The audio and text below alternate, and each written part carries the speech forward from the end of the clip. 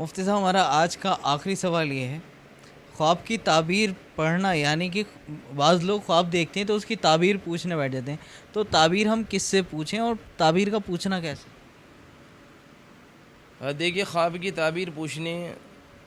پوچھنا چاہیے، کوئی منع نہیں ہے شرعی اعتبار سے کہ خواب کی تعبیر نہ پوچھیں، لیکن اس سلسلے میں انسان احتیاط کرے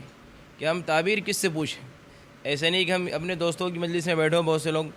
دوستوں کی مجلس میں بیٹھے اور کسی دوست نے کوئی خواب دیکھا اور خواب کا تذکرہ کر دیا دوستوں کے درمیان،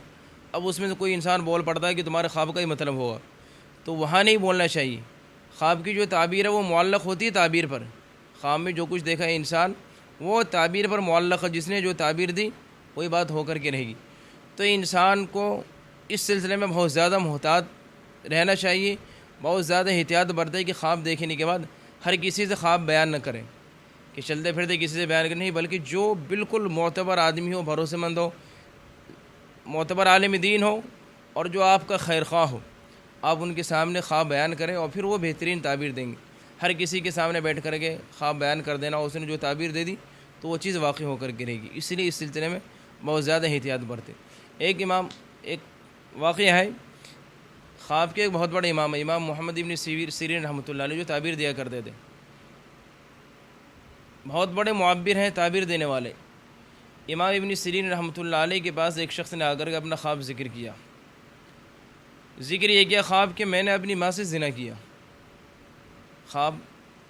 دیکھنے والے نے کہا میں نے اپنی ماں سے زنا کیا۔ اب بظاہر بہت سے لوگ کسی اور کے پاس جاتے وہ تو تعبیر کچھ سے کچھ دے دیتے،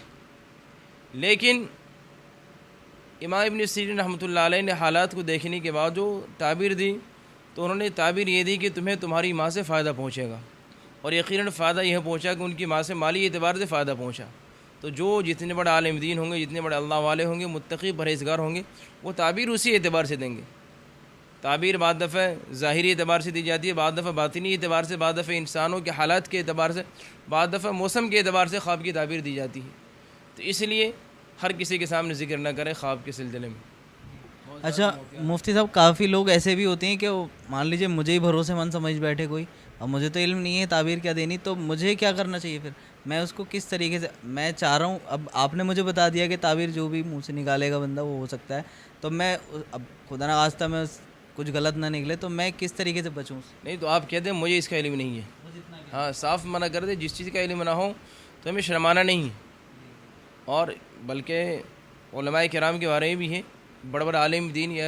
جن کو کسی چیز کے بارے میں نہیں ہو تو صاف منع کر دیتے کہ میرے علم میں یہ بات نہیں ہے۔ امام مالک رحمۃ اللہ علیہ کے، یہ آپ کی بات پر بات آ گئی، امام مالک رحمۃ اللہ علیہ کا واقعہ ہے کہ ان سے ایک شخص نے ایک مجمع میں تقریباً 50 سوال کیے، 50 میں سے 48 کے بارے میں امام صاحب نے کہہ دیا لا ادری، مجھے نہیں معلوم۔ اور کون؟ امام مالک رحمۃ اللہ علیہ، جو بہت بڑے امام، جن کے ماننے والے پیروکار ہیں، 48 کے بارے میں کہہ دیا لا ادری، مجھے نہیں معلوم، صرف 2 کے بارے میں بتایا ہاں مجھے معلوم ہے، اور اس کا جواب دیا۔ تو اتنے بڑے بڑے عالم دین، اتنے بڑے امام، اتنے بڑے محدث، وہ صاف منع کر سکتے، تو ہمیں اور آپ کو بھی منع کرنا چاہیے۔ جس چیز کا علم نہ صاف کہہ دو مجھے نہیں معلوم، میں کسی سے پوچھ کر کے یا دیکھ کر کے بتا دوں گا میں مسائل کے بارے میں۔ بہت سے لوگ معلوم نہیں ہوتا دھڑلے سے بول دیتے ہیں، یہ ہم نے دیکھا بہت سارے موقع پر کہ بہت سے لوگ بیچ میں ٹپک پڑتے ہیں، کسی سے مسئلہ پوچھا اور ایک دوسرا آدمی بیچ میں ٹپک پڑا کہ یہ ہونا چاہیے، معلوم کچھ نہیں، سنی سنائی بات، تو اس لیے اس سے احتیاط کرے انسان۔